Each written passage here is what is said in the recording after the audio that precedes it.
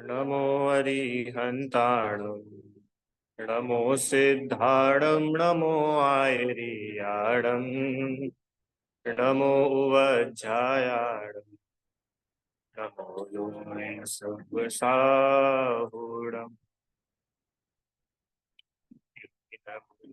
में सा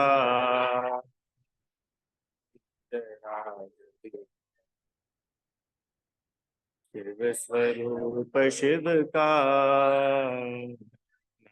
त्रियोग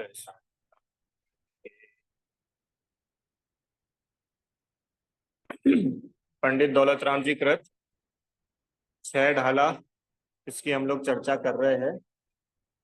और पिछली कक्षा में हम लोगों ने निगोद में जीव कितने काल तक रहा और कैसे कैसे दुख भोगता है, वो चर्चा तो भी अपन करेंगे। बाकी कैसी निगोद अवस्था होती है और ये ग्रंथ की क्या प्रामाणिकता है, ये बात हम लोगों ने पिछली कक्षा में की थी। ठीक है, एक बार अपन पिछली ये छंद देख लेते हैं, फिर अगला छंद प्रारंभ करें। तास भ्रमण की है बहु कथा, है कछु कहूँ कही मुनि यथा। काल अनंत निगोद मझार, पीट्यो एकेन्द्रिय तन धार। यह जो जीव है, ये जीव के भ्रमण की माने हमारे संसार परिभ्रमण की कथा बहुत बड़ी है, बहुत लंबी कथा है। और दौलत राम जी जो कुछ थोड़ी बहुत कथा यहाँ पर बता रहे हैं, वह जो है वो भी जो मुनिराजों के द्वारा बताया गया है ऐसा वे बताएंगे।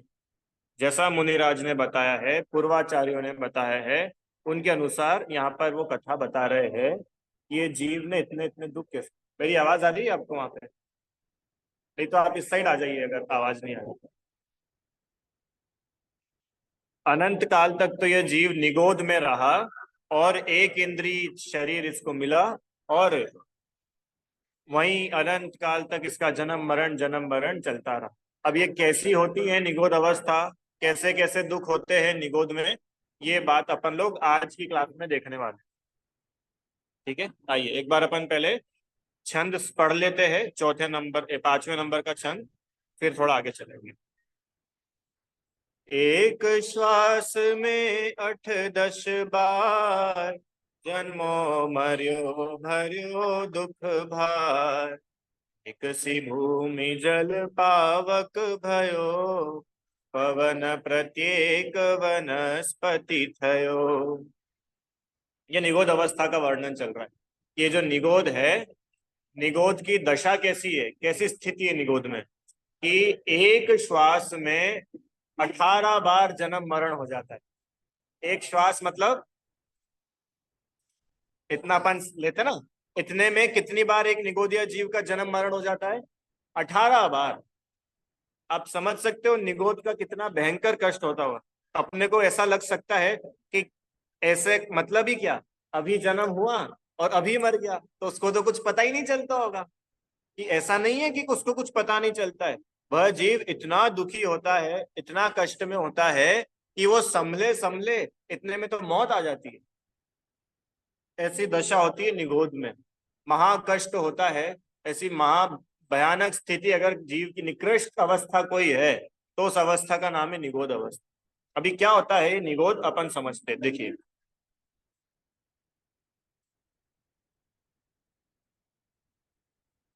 निगोद अर्थात एक ही क्षेत्र में अनंत जीव जहां पर रहे, उस अवस्था को बोलते हैं निगोद। जैसे अपन जो है, अपने इस शरीर में कितने जीव रहते हैं? इस शरीर में अपन, ये शरीर है तो इस शरीर के अंदर कितने सारे जीव है? जो इस शरीर के मालिक है वो एक ही है, वो तो अपन ही है। भले इस शरीर में दूसरे और भी जीव रहते हो, उनकी बात नहीं कर रहे, उन जीवों का तो अपना अपना शरीर है। पर इस शरीर में जो रहता है वो तो एक आत्मा ही है ना। मतलब इस शरीर को कितनी आत्मा मिलकर के शेयर करती है? सिर्फ एक ही। पर निगोद मतलब वो अवस्था कि एक शरीर और उसको शेयर करने वाले जीव कितने सारे? अनंत। एक ही शरीर और उसमें अनंत जीव रहते हैं। यही अपने आप में बहुत बड़ा कष्ट है। अरे अभी एक कमरे में दो भाई बहन को साथ में रुकने को बोल दो, तो दोनों भाई बहन झगड़ा कर लेते हैं। होता है कि नहीं होता है?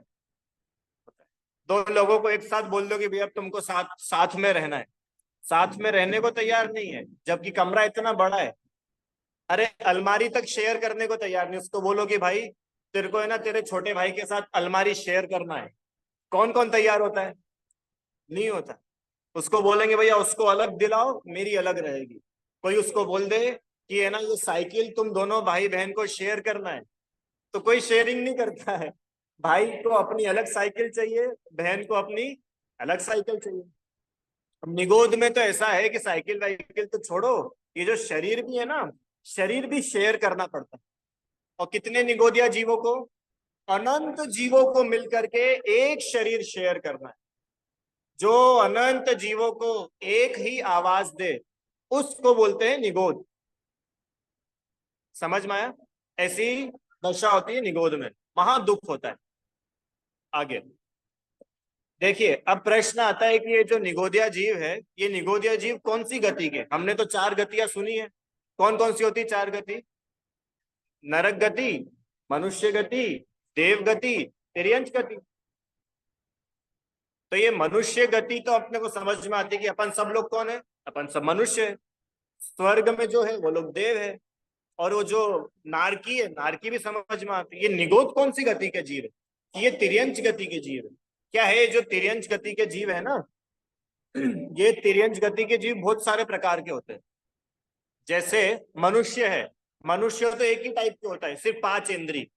कोई चार इंद्री वाला मनुष्य नहीं होता है। सारे मनुष्य पंचेंद्री होते, सारे देव पंचेंद्री होते, सारे नारकी पंचेंद्री होते। पर ये जो तिर्यंच है, इन तिर्यंचों में बहुत सारे भेद है। आप मानो इस पूरे तीन लोक में, तीन लोक देखा है आपने? अपने यहाँ बना है, बाहर बना हुआ है मंदिर के। तीन लोक का नक्शा देखा है ना, ऐसा यूं ऐसा करके होता है। वो पूरे तीन लोक के सारे मनुष्यों को मिला लो, सारे नारकियों को मिला लो, सारे देवों को मिला लो, तो भी इतने से भी तिर्यंच नहीं इकट्ठे कर पाओगे। इतने सारे तिर्यंच रहते इस विश्व में। और उन सब में भी सबसे ज्यादा क्वांटिटी अगर किसी की है तो है एक इंद्री तिर्यंच की। किसकी? एक इंद्री जीव। एक इंद्रिय जीव मतलब कि वो वाले जीव जिनके पास में सिर्फ एक ही इंद्रिय होती है। कौन सी एक इंद्रिय होती है? स्पर्शन। पांच इंद्रियां होती है, कौन कौन सी? सबसे पहली स्पर्शन। स्पर्शन मतलब कि जिस इंद्रिय से हमें छू करके ज्ञान होता है, हम छूते हैं और छूने से जिससे ज्ञान होता है वो स्पर्शन इंद्रिय होती है। जैसे कोई चीज गर्म है कि ठंडी है, चिकनी है कि खुरदुरी है, ये कैसे पता चलता है? छू करके। ये स्पर्शन इंद्री। रसना इंद्री कि जिस इंद्री से स्वाद का पता चलता है, रसना इंद्री। घ्राण इंद्री कि जिससे सुगंध का पता चलता है, ये नाक। फिर चक्षु इंद्री। चक्षु इंद्री माने जिस इंद्री से हमें रंगों का पता चलता है, हम देख पाते हैं, ये चक्षु इंद्री। और कर्ण इंद्री कि जिस इंद्री से हमको सुना ही आता है, शब्दों का ज्ञान होता है, आवाज का ज्ञान होता है, ये कर्ण इंद्री। ऐसी ये पांच इंद्रियां होती है। अब जो एक इंद्रिय जीव होता है उसके पास में सिर्फ एक ही इंद्रिय होती है। तो कौन सी एक इंद्रिय होती है पांचों में से? स्पर्शन। दो इंद्रिय जीव है तो उसके पास कौन सी दो होगी? कि बस स्पर्शन और रसना। ऐसा नहीं है कि कोई सी भी दो हो जाएगी, शुरू की दो इंद्रियां होगी। तीन इंद्रिय जीव है तो उसके पास में शुरू की तीन इंद्रियां होगी। चार इंद्रिय जीव है तो उसके पास में शुरू की चार होगी। और पंच इंद्रिय तो उसके पास पांच होगी। अब जो एक इंद्रिय जीव है, ये एक इंद्रिय जीव भी और अलग अलग प्रकार के होते हैं। कि कौन कौन से? कि आप पढ़ते हो आलोचना पाठ में, पृथ्वी बहु खोद कराई, मैलाधिक जागा चिनाई। फिर उन्हीं बिन गाल्यो जल ढोल्यो, पंखाते पवन विलोल्यो। अरे पढ़ते कि नहीं पढ़ते? याद आ गए आपको? अब ये अपन क्या पढ़ते कि हे भगवान, हाँ हाँ मैं अदयाचारी, मैं, मेरे अंदर दया ही नहीं है। बताओ, मैं पानी ढोलता रहता हूँ, मैं आग जला देता हूँ, मैं पवन वायु का एक जीवों को मार देता हूँ। तो ये कौन से जीव है? ये एक इंद्रिय जीव है। माने ये जीवों के पास में सिर्फ एक ही इंद्रिय होती है। कौन सी? सबसे पहली वाली, स्पर्शन। तो पृथ्वी का है, देखो लिखा है पृथ्वी, जल, अग्नि, वायु, वनस्पति, ये पांच कहलाते हैं स्थावर जीव, एक इंद्रिय जीव।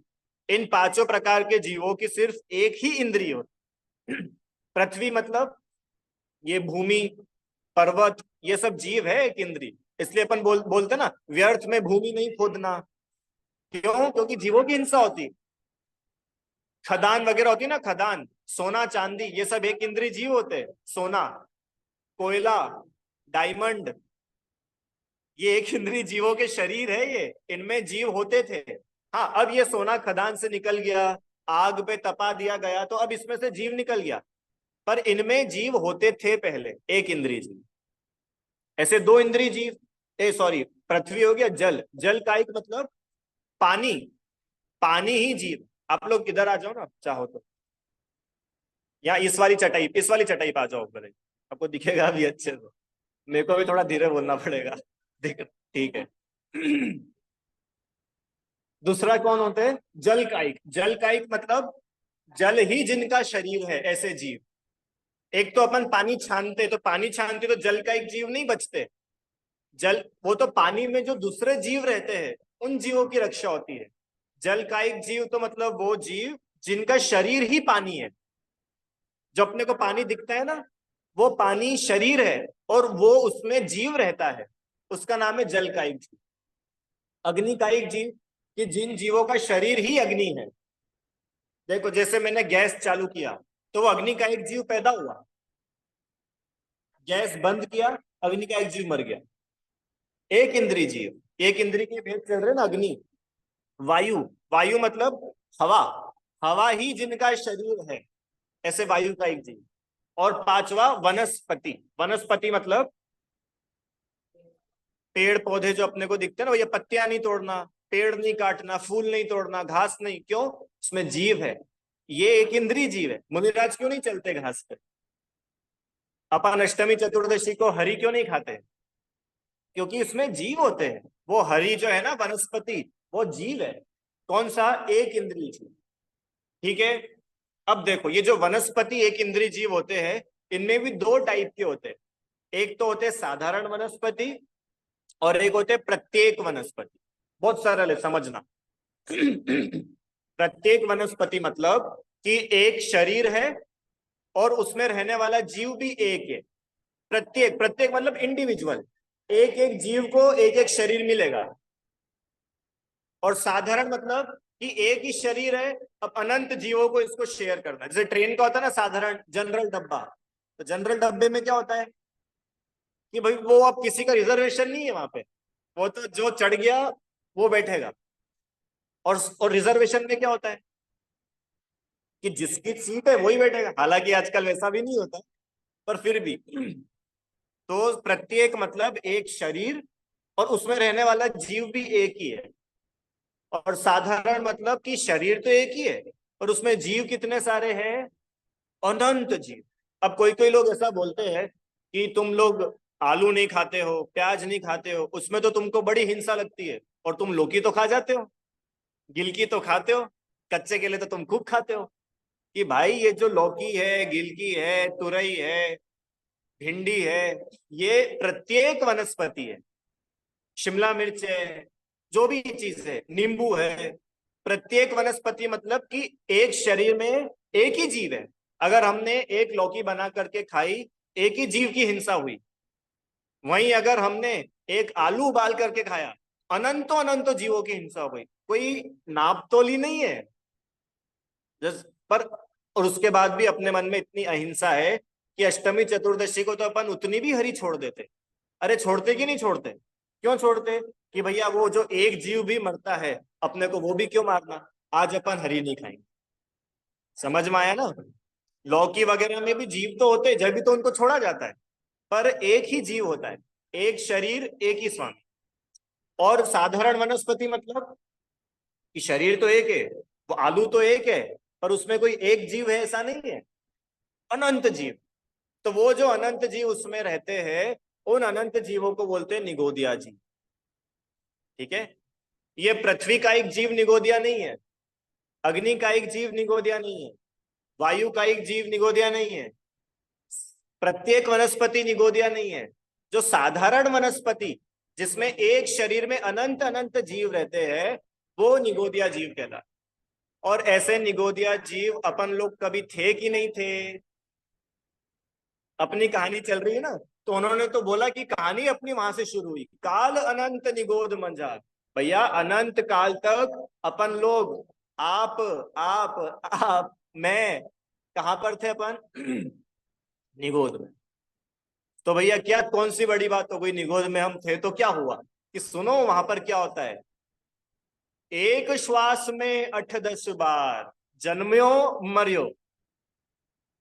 आप क्या समझते हो? निगोद में एक श्वास के भीतर, एक श्वास मतलब अभी पढ़ते अपन देखो,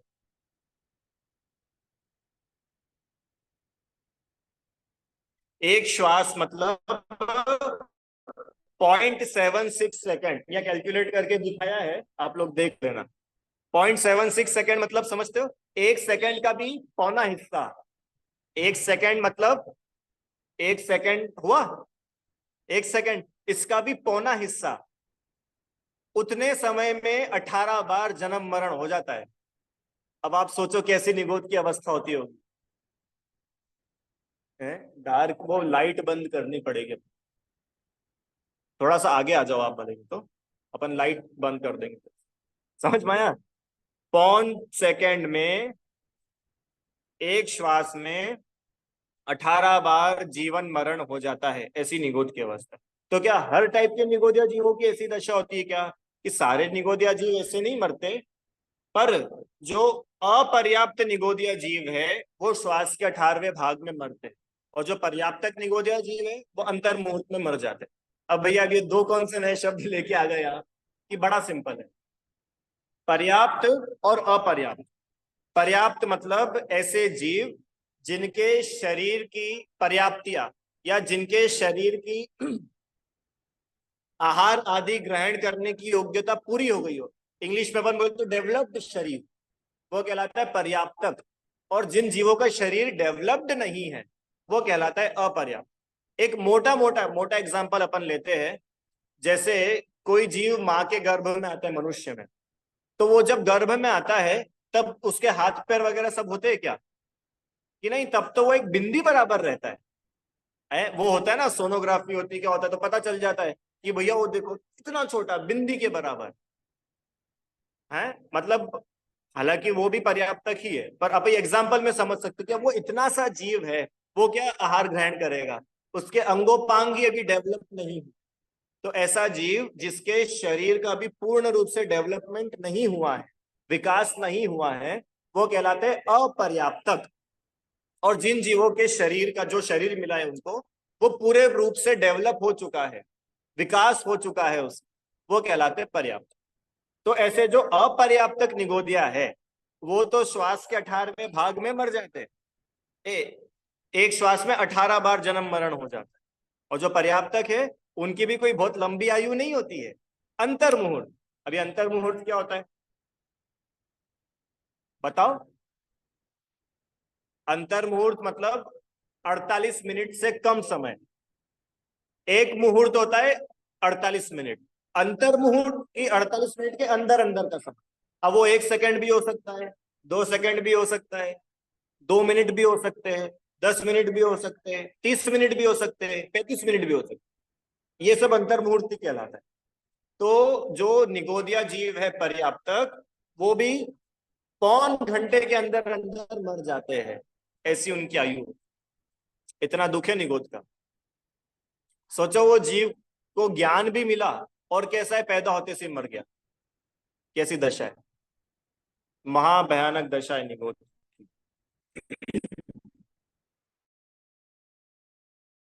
अब थोड़ा सा अपन और समझते हैं। अब ये जो निगोदिया जीव होते हैं इनके दो भेद होते हैं। कल उसने पूछा ना कि भैया दो प्रकार के निगोदिया होते हैं, एक तो होता है नित्य निगोद, एक होता है इतर निगोद। नित्य निगोद मतलब ऐसे जीव, ऐसे निगोदिया जीव जो अनादि काल से लेकर के आज तक निगोद से निकले ही नहीं। त्रस पर्याय धारण ही नहीं की। त्रस मतलब 2 इंद्रिय से लेके 5 इंद्रिय, उनको एक शब्द में बोलते त्रस, और जो एक इंद्रिय उसको बोलते स्थावर। तो ऐसे जीव जिन्होंने अनादिकाल से आज तक कभी 2 इंद्रिय नहीं बने, 3 इंद्रिय नहीं बने, निगोद में ही पड़े रहे, ये कहलाते नित्य। ऐसे है जीव आज भी जो कभी निगोद से निकले ही। सोचो आप और अपन कितने भाग्यशाली है कि अपन लोग निकल चुके हैं उस निगोद से। बड़े भाग्य से निकलना होता है निगोद से। आप लोगों ने कभी वो आटा पीसा है, आटा चक्की से, या देखा तो होगा हाथ चक्की से आटा। तो उसमें क्या होता है कि कोई कोई गेहूं तो पिसा जाते हैं, और कोई विरला गेहूं होता है जो उचट करके बाहर आ जाता है। तो कौन सा आएगा इतने सारे में से? हमने तो 1 किलो गेहूं डाला, कि वो हम नहीं बता सकते, पर कोई सा भी आ सकता है। ऐसी दशा है निगोद की। इतने सारे जीव निगोद में हैं, कौन निकल करके बाहर आएगा क्या पता? अपन लोग है वो। ठीक है। और इतर निगोद मतलब कि जो देव नरक तिर्यंच मनुष्य में उत्पन्न हुए और मर करके फिर से निगोद में चले गए, उनको इतर निगोद जीव बोलते हैं। मतलब है दोनों ही निगोदिया। एक निगोदिया जीव वो होते जो आज तक कभी निगोद से निकले ही नहीं, उनको बोलते हैं नित्य। नित्य मतलब हमेशा से वो निगोद में ही है। और इतर निगोद मतलब वो निगोदिया जीव जो निगोद से तो एक आध बार निकल चुके हैं, या बहुत बार भी निकल चुके हो, पर पुनः निगोद में आ गए, घूमते फिरते आत्म कल्याण नहीं किया। निगोद से चांस नहीं मिला था कि भैया निकले हो थोड़ा आत्म कल्याण करो, मोक्ष चले जाओगे। अब तुमने आत्महित तो किया नहीं, तो फिर कहा चलो अपने ठिकाने पे वापस। निगोद, फिर निगोद में चला गया। फिर अब कब निकलेगा भैया निगोद से? No guarantee, no guarantee. फिर अनंत काल तक पड़ा रहे, भले निगोद में पड़ा रहे। ठीक है, ऐसा ये निगोद होता है। अब आगे देखो कि ये आप क्या समझते हो कि निगोदिया जीव, हाँ चला गया। ये इसको कर देना, वो पावर का बटन है यहाँ पे, उसको टच कर दीजिएगा। पावर का बना हुआ है ना बटन, उस पे ही ऊपर, हाँ निशान बना हुआ है। नहीं ऊपर ही, ऊपर एक निशान बना हुआ है। हाँ हाँ, हो गया हो गया। ठीक है। अब देखो आगे कि अब ये जो निगोदिया जीव होते हैं ना, कोई कोई लोग ऐसा बोलते हैं कि आप लोग, तुम जैन लोग बड़े आलू के पीछे पड़े हो। आलू की ऐसी क्या गलती है? हर कोई जिसको देखो आलू छोड़ो, आलू छोड़ो, जमीकंद छोड़ो। कि भैया है क्या ऐसा उन चीजों में? कि सुनो, बताते हैं उसमें क्या है। आलू में बहुत सारे जीव होते हैं। कि बहुत सारे होते, कैसे बहुत सारे होते, समझाओ हमको। अब बता रहे हैं कि ये जो अपन इतनी देर से निगोद निगोद निगोद बोल रहे हैं ना, ये निगोद एक्चुअली होता क्या है? कितने सारे जीव एक निगोद के शरीर में होते हैं, वो अपन देखेंगे। ध्यान से समझना, बहुत इंटरेस्टिंग है। और मेरे ख्याल से आप लोग शायद पहली बार इसको देखोगे। बहुत बढ़िया विषय है। और ये जो विषय है, ये गुमटसार जी का विषय है, वहां पे आचार्य देव ने बताया है। ठीक है, देखना आप लोग क्या है सर।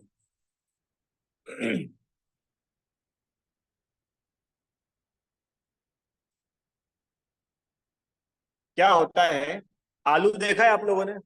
ठीक है, अपन आलू का एग्जांपल इसलिए ले रहे क्योंकि कॉमन है। आप कोई सा भी जमीकंद ले लेना, आप प्याज ले लेना, अदरक ले लेना, मूली ले लेना, गाजर ले लेना, शकरकंद ले लेना, कोई भी जमीकंद, उसकी सुई की नोक के बराबर कण उठाओ। कितना अंकल जी? पूरा आलू नहीं,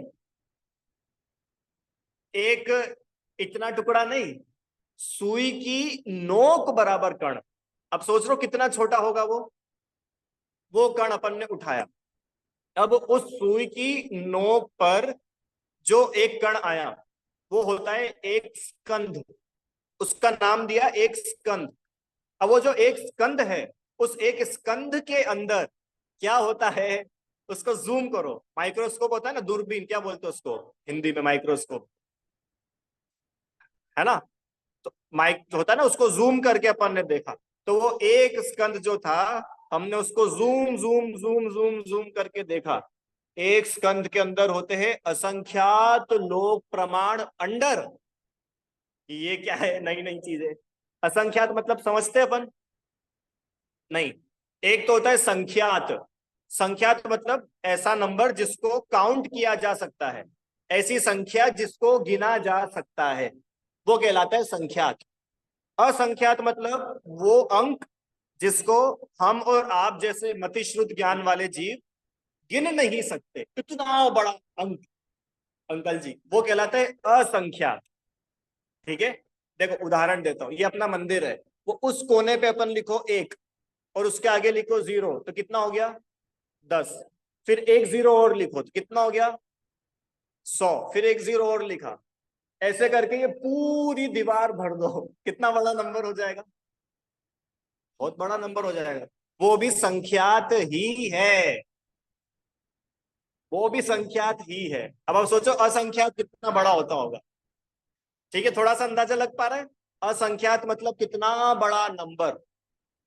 तो एक स्कंध के अंदर ऐसे असंख्यात लोक प्रमाण क्या रहते हैं, जीव नहीं, अंडर। अभी जीवों तक नहीं पहुंचे अपन, अंडर। देखो समझो क्या है, एक विश्व, एक विश्व में कितने सारे देश हैं, कितने, या यूं बोलो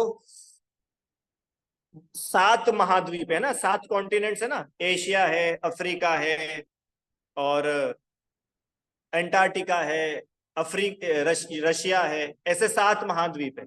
एक कॉन्टिनेंट के अंदर बहुत सारे देश, फिर एक देश के अंदर बहुत सारे शहर, एक शहर के अंदर बहुत सारे कॉलोनीज, है ना, फिर एक कॉलोनी के अंदर बहुत सारे घर, एक घर के अंदर बहुत सारे कमरे, और एक कमरे के अंदर कोई एक व्यक्ति बैठा है। तब 2 कमरे के अंदर कितने हुए, ऐसे एक घर के अंदर कितने हुए, तो 2 घर के अंदर कितने सारे हो जाएंगे, तो 2 घर में जब इतने हुए तो एक कॉलोनी में कितने सारे हो जाएंगे, और जब एक कॉलोनी में इतने हैं तो ढेर सारी कॉलोनियां मिलकर के जो एक नगर बना है, उस नगर में कितने सारे हो जाएंगे। और जब एक नगर में इतने हैं तो ढेर सारे नगर मिलकर के जो राज्य बना है, उस राज्य में कितने जीव हो जाएंगे। और जब एक राज्य में इतने हैं तो ढेर सारे राज्य मिलकर के जो देश बना है, उस देश में कितने सारे जीव हो जाएंगे। और जब एक देश में इतने जीव हैं तो ढेर सारे देश मिलकर के जो एक कॉन्टिनेंट बना है, एशिया, उसमें कितने जीव हो जाएंगे। और जब एक एशिया में इतने जीव है तो इतने सारे महाद्वीपों में कितने सारे जीव। समझ में आया आपको।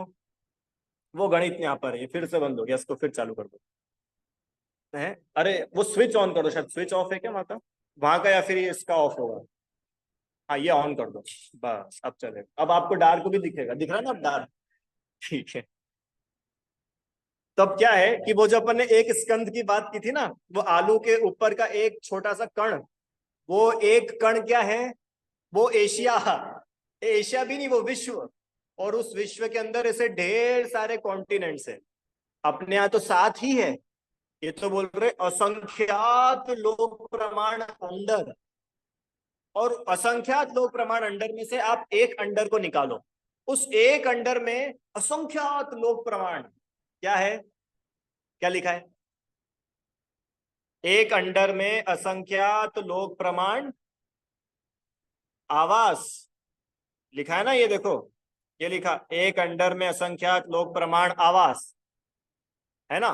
फिर वो बहुत सारे आवास थे, उन बहुत सारे आवास में से एक आवास को अपन ने और जूम करके देखा, तो एक आवास में असंख्यात लोक प्रमाण पुलवी, और उन असंख्यात लोक प्रमाण पुलवियों में से एक पुलवी में असंख्यात लोक प्रमाण निगोद शरीर, अभी भी जीव नहीं है, अभी तो इतने सारे शरीर है अंकल जी।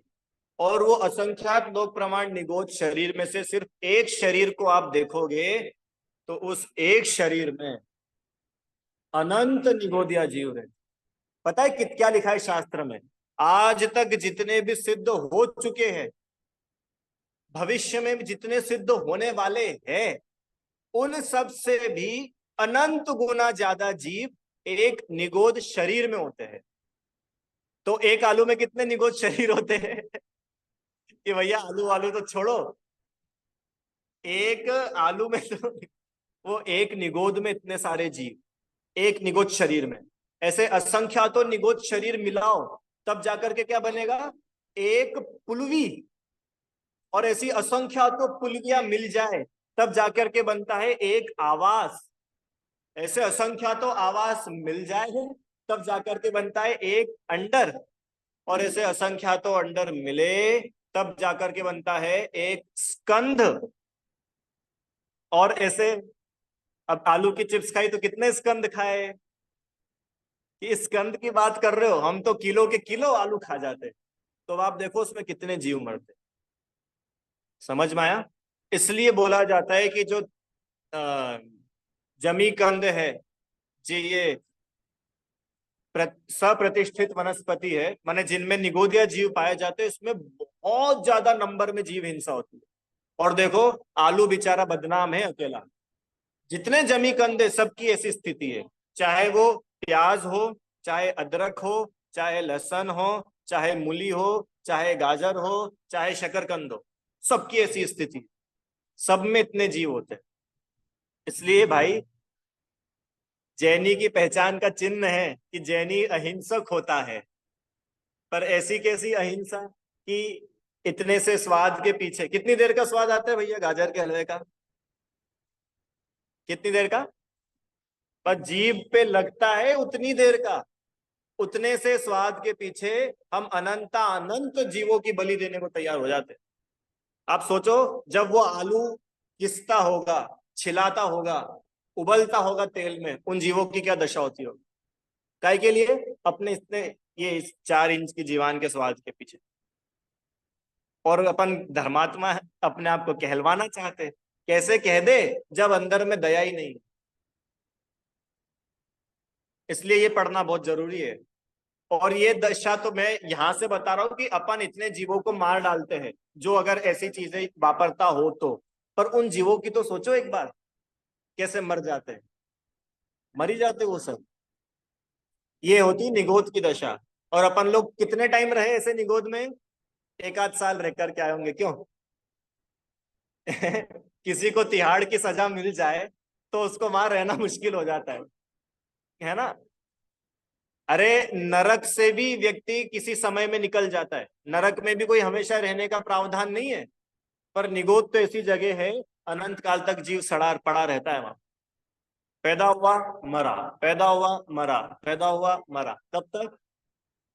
अनंत काल। अभी बोल रहे हैं अपन सिर्फ अनंत काल, अभी अपन ने 1 के आगे 0 लिखे थे ना। वो इतना बड़ा नंबर भी सिर्फ संख्यात है। संख्यात से बड़ा अंक होता है असंख्यात, और असंख्यात से बड़ा अंक होता है अनंत। अब आप सोचो कितना लंबा समय होता होगा, और हम और आप वहां पर डले हुए थे। अब क्या हुआ उसके बाद में? उसके बाद में क्या हुआ कि आ गए ना निकल करके बाहर।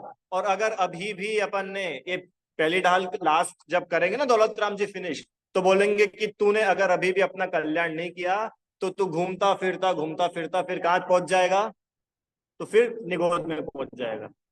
क्योंकि वो जो साइकिल है वो साइकिल तो चलती जाएगी। तेरे को अभी मौका मिला है, तेरे को सब कुछ मिल गया, तेरे को देव मिल गए, शास्त्र मिल गए, गुरु मिल गए, तेरी 5 इंद्रियां बहुत अच्छी है, तुझे धर्म की रुचि है।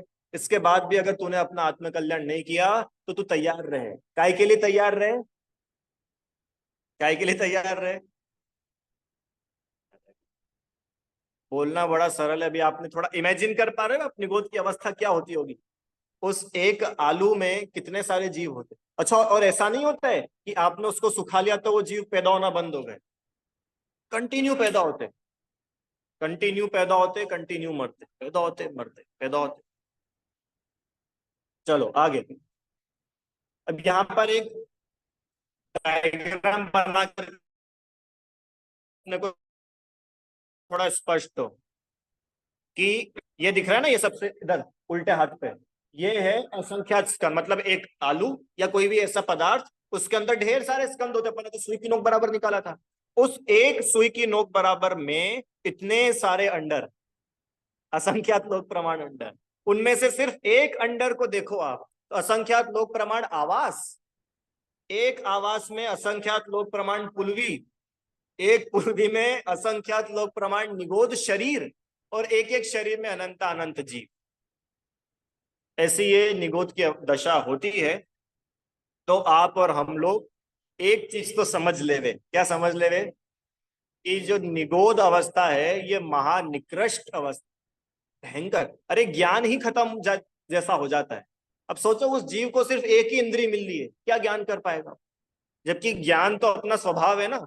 तो वो जितना ज्यादा मिलेगा उतना आनंद आएगा, कि जितना कम मिलेगा उतना आनंद आएगा? देखो, आज अपन थोड़ा कम जानते हैं तो अपने को कम आनंद आता है। अब कल को अपन कोई नई चीज जानने लग जाते तो अपने को आनंद बढ़ता है ना, कि अरे यार देखो, पहले तो अपने को नहीं आता था, अब अपने को आने लग गया। तो जब जैसे जैसे हमारा ज्ञान बढ़ता जाता है, हमारा आनंद भी बढ़ता है। और जहां जहां ये ज्ञान घटता जाता है, वहां आनंद भी घटता है। एक तरफ तो ना कि एक साथ पूरे विश्व को जाने। अरे अपन कभी भगवान बनेंगे तो पूरे विश्व को जानेंगे कि नहीं जानेंगे? कैसे जानेंगे? जादू हो जाएगा क्या कोई? कि नहीं, अपना स्वभाव ही है केवल ज्ञान हो जाना। और एक तरफ कैसी दशा होगी बोलो? इसलिए ये निगोद अवस्था महा दुख रूप है। और यह जीव निगोद से कैसे निकलता है? कैसे निकलता है?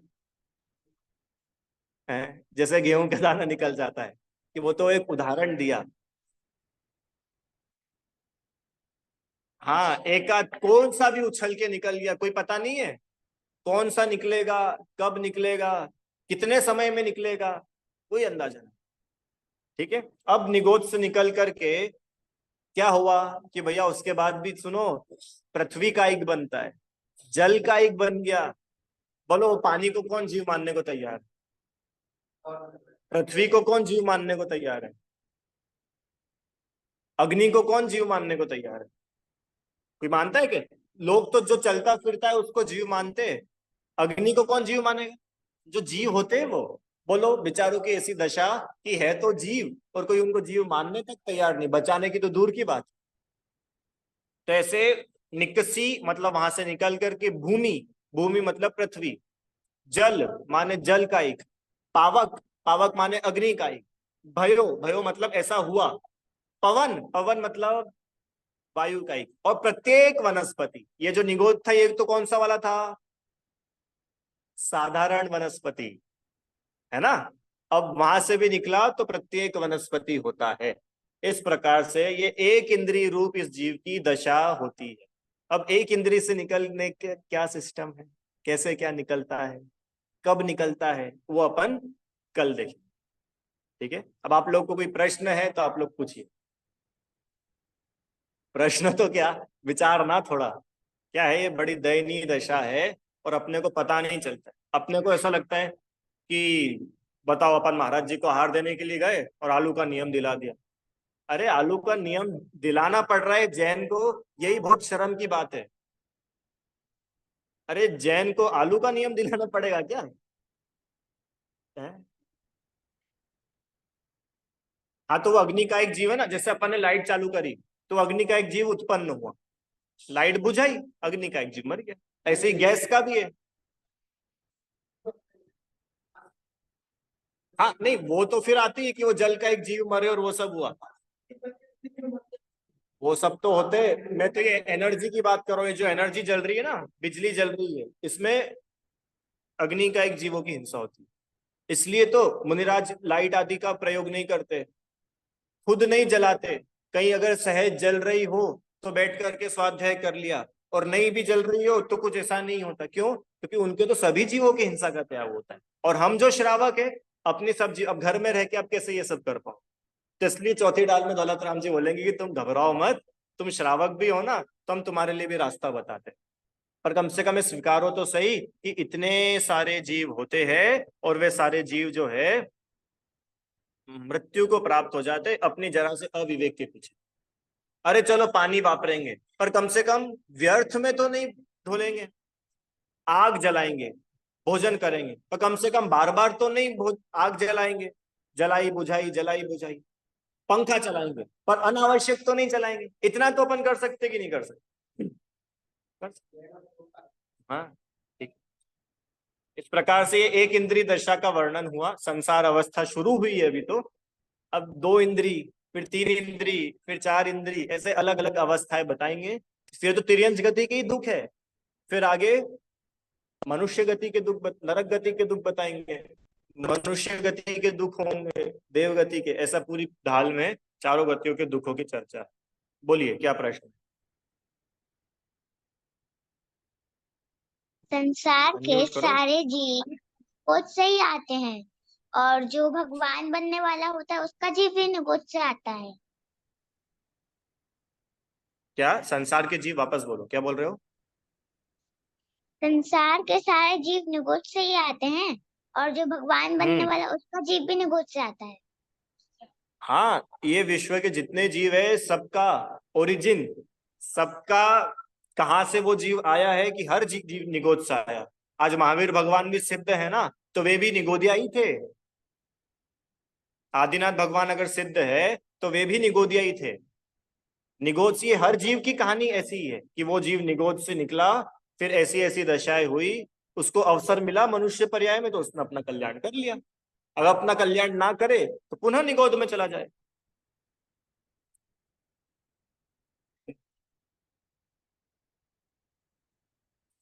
नहीं, देखिए ये जो त्रस पर्याय होती है ना, त्रस पर्याय मतलब दो, इनका प्रश्न है कि जरूरी है क्या निगोद में ही जाए लौट करके, बाकी चार दूसरी तीन गतियां हैं, उनमें घूमता भटकता रहे, कि नहीं ये जो त्रस पर्याय होती है, त्रस पर्याय मतलब दो इंद्रिय से लेके पांच इंद्रिय, इसका टाइम फिक्स है। 2000 सागर से कुछ अधिक काल, इतना टाइम, इस टाइम में अगर जीव मोक्ष नहीं जाता है तो नियम से वो एक इंद्रिय बनता है। तो अब भैया अब ये बताओ हमारा कौन सा हवा सागर चल रहा है, तो हम फिर उस हिसाब से तैयारी करें। कि तुम तो ये मानो कि आखिरी भाव है, तुम तो मोक्ष जाओ ना, तुमको क्या लेना देना कौन सा सागर चल रहा है। अरे अभी आगे दौलत राम जी इतनी अच्छी प्रेरणा करेंगे। इमी जानी साहस ठानी आलस हानि यह सिख आदरो, जब लो न रोग जरा गहे, तब लो झटिति निज हित करो। बुढ़ापे का इंतजार मत करो, बीमारी का इलाज इंतजार मत करो, जब तक बुढ़ापा बीमारी नहीं आती उसके पहले ही झट से अपना हित कर लो। क्यों? क्योंकि एक बार ये चांस गया, गोल्डन चांस, तो फिर भूल जाओ, अनंत काल भूल जाओ, क्योंकि ये देख लिया अपने निगोद की ऐसी दशा होती है।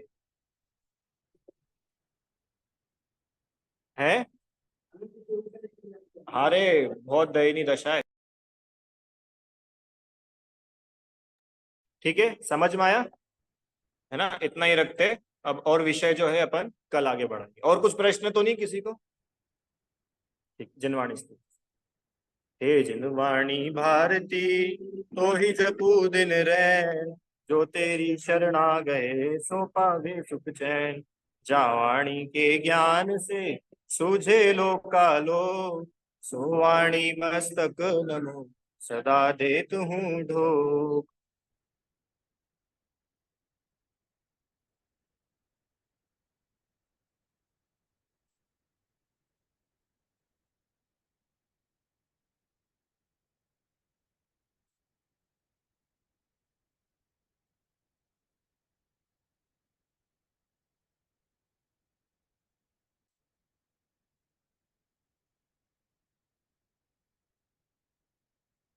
बोले द्वादशांग में जिनवाणी माता की जय हो। महान जैन धर्म की जय।